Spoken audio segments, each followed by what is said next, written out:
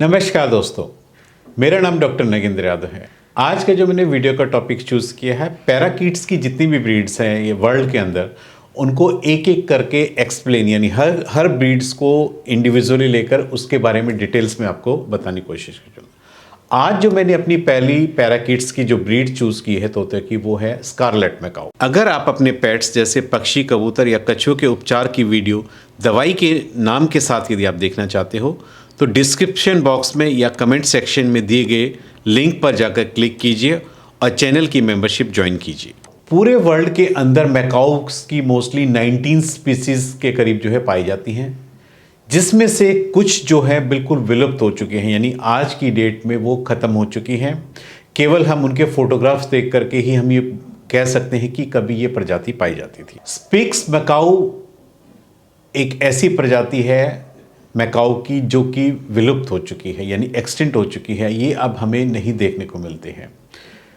इसका जो main reasons क्या रहा होगा, ये जो मैकाऊज हैं ये क्यों विलुप्त होने शुरू हो गए? देखिए, इसका जो मेन होता है, इनका जो एनवायरनमेंट होता है या जिस हैबिटेट में ये पलते हैं, यानी जैसे जंगलों के अंदर रहते हैं, हम मनुष्य ने इनको जंगलों को काटना शुरू कर दिया, हमने इनके घरों को डिस्टर्ब कर दिया है, यानी इनका जो ब्रीडिंग का जो एक मेन एनवायरनमेंट इन्होंने जो क्रिएट किया था, वहाँ पर मनुष्यों की एंट्री हो गई, पेड़ काटने शुरू कर दिए। डिफॉरेस्टेशन सबसे बड़ा मेन रीज़न है। लोगों ने पेड़ों की कटाई शुरू करने से इनका जो हैबिटेट था वो डिस्ट्रॉय हो गया और वहाँ से जो है इनकी ब्रीडिंग अफेक्ट हुई, या लोगों ने सबसे ज़्यादा इनका शिकार करना शुरू किया है।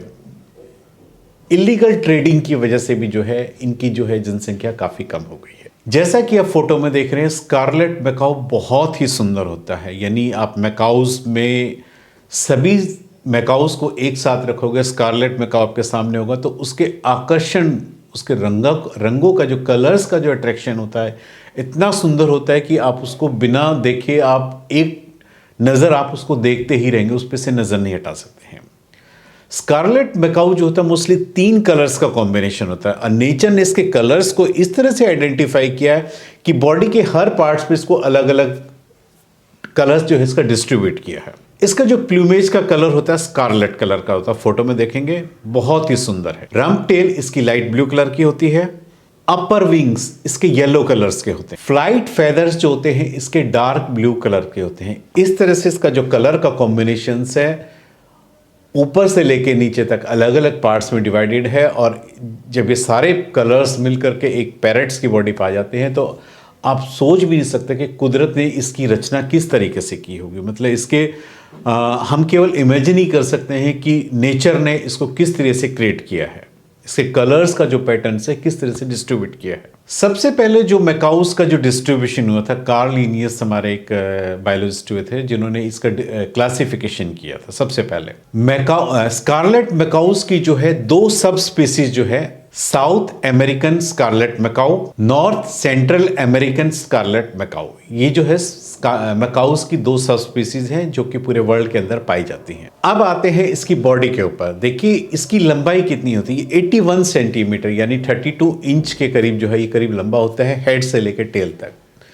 मैकाऊ प्रजाति में सबसे जो लंबी टेल होती है स्कारलेट मैकाऊ की ही होती है, और इसकी टेल की लंबाई देखने में, ये इस टेल की लेंथ की वजह से देखने में बहुत ही लंबा लगता है। इसका जो बॉडी वेट होता है एडल्ट के अंदर 1 kg के करीब होता है। यदि आप इसकी आईज को देखेंगे, आईज के चारों तरफ जो है व्हाइट कलर की जो है स्किन होती है।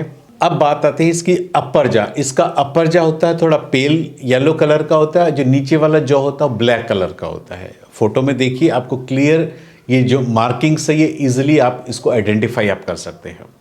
मैकाऊ का जब बच्चा छोटा होता है जिसको जुवेनिल बोलते हैं, तो उसकी जो आईज होती हैं वो लाइट ब्राउन कलर की होती हैं। मैकाऊ का बच्चा जब छोटा होता है, जुवेनिल होता है, उसकी जो आईज होती हैं डार्क कलर की आईज होती हैं, जबकि जो एडल्ट होने पे इनकी आईज का कलर जो है लाइट हो जाता है। एडल्ट होने पे इनकी आईज का कलर लाइट येलो कलर का हो जाता है, जबकि छोटे बच्चे में डार्क कलर की आईज होती है। अब बात आते हैं मैकाऊ के नेचर या बिहेवियर के बारे में। देखिए इनका जो लाउड होता है, यानी कि जो वॉइस होती है, पिच होती है, काफ़ी तेज होती है। यानी जब ये चिल्लाते हैं या अपनी आवाज़ में, अपनी नेचुरल कंडीशंस में जब ये आवाज़ निकालते हैं, इनकी आवाज़ को हम कई किलोमीटर दूर से हम सुन सकते हैं। इसलिए यदि हमारे पास घरों के अंदर छोटा स्पेस है तो इनको बिल्कुल भी ना पालें। यदि आपके पास कोई फार्म हाउस है या आप कहीं जंगलों में रहते हो, इसको नेचुरल हैबिटेट दे सकते हो, क्योंकि इनकी जो मिनिमम रिक्वायरमेंट होती है, इनको रखने के लिए स्पेस भी ज़्यादा चाहिए होता है, क्योंकि इसकी आवाज़ से इतनी ज़्यादा डिस्टर्बेंस होती है। यदि आप किसी छोटे स्पेस में रहते हो तो आप इसकी आवाज़ को बर्दाश्त नहीं कर पाएंगे। इसका जो लाइफ स्पैन देखा गया है स्कारलेट मैकाऊ का 75 से 90 ईयर्स के बीच में देखा गया है, यानी ये वेरिएशंस है, ये फिक्स नहीं है और डिपेंड करता है कि यदि आप उसको हेल्दी रखते हो, उसको एक अच्छा स्ट्रेस फ्री एनवायरनमेंट देते हो तो आप इसकी एज को और भी ज़्यादा इंक्रीज़ कर सकते हो। और यदि आप इसको स्ट्रेस में रखेंगे तो स्ट्रेस में रहने से क्या है, जल्दी बीमार होते हैं और इनकी अननेचुरल डेथ भी हो सकती है यदि आप इनको एक प्रॉपर एनवायरनमेंट यदि आप इनको प्रोवाइड नहीं करें। बात आती है स्कारलेट मैकाऊ को खाने में आप क्या दे सकते हैं। देखिए, फ्रूट्स खाना बहुत ज़्यादा पसंद करते हैं। फ्रूट्स हो गया, नट्स हो गया, फ्लावर के पेटल्स हो गए या नेक्टर, ये सब चीज़ें जो हैं स्कारलेट मैकाऊ खाना पसंद करते हैं। अब बात आती है वेजिटेबल्स में खाना क्या क्या पसंद करते हैं। वेजिटेबल्स में आपने देखा होगा बेल पेपर्स हो गया, ब्रोकली हो गया, आपका ये पपैया खाना पसंद करते हैं, पपीता, कैरेट्स हो गया, स्वीट पोटैटोज हो गया, डेंडिलियन ग्रीन्स करके आता है, ये भी जो है वेजिटेबल्स में खाना बहुत ज़्यादा पसंद करते हैं। और ये जितनी भी वेजिटेबल्स होती हैं ये कैल्शियम से भरपूर होती हैं और इनकी बॉडी, क्योंकि इनका साइज बड़ा है, इनकी बॉडी की कैल्शियम रिक्वायरमेंट भी ज़्यादा होती है, इसलिए इनको डाइट में फ्रूट्स और वेजिटेबल्स का कॉम्बिनेशन देना चाहिए। जब मैकाऊ ब्रीडिंग सीजन्स में होता है तो ब्रीडिंग सीजन्स के अंदर इनकी जो है बॉडी के अंदर प्रोटीन की रिक्वायरमेंट बढ़ जाती है। आप देखेंगे अक्सर उस सीजन्स में जो है प्रोटीन्स के लिए आप इनको इंसेक्ट्स खाते हुए या स्नेल्स खाते हुए या स्नेल्स के जो लार्वा है उनको खाते हुए देखेंगे, क्योंकि वो जो है प्रोटीन का एक रिच सोर्स होते हैं। इसलिए ब्रीडिंग सीजन्स में ये प्रोटीन की रिक्वायरमेंट ज़्यादा होने से ये इस तरह की चीज़ें भी खाना जो है पसंद करते हैं। ब्रीडिंग सीजन्स में अक्सर ये और ज़्यादा गुस्सैल हो जाते हैं, यानी वैसे नॉर्मली ये शांत स्वभाव के होते हैं, लेकिन जब ब्रीडिंग सीजन आता है तो ये बहुत ही ज़्यादा एग्रेसिव नेचर के होते हैं और ज़ोर ज़ोर से जो है चिल्लाना शुरू कर देते हैं। स्कारलेट मैकाऊ मोनोगेमस है। मोनोगेमस का मतलब होता है कि होल लाइफ अपने एक पार्टनर के साथ ही ये खुश रहते हैं, शुरू से लेकर लास्ट तक पेयर्स में रहते हैं और एक बार अपने जिस जीवन साथी को शुरू से लेकर लास्ट तक उसी के साथ पेयर रहते हैं।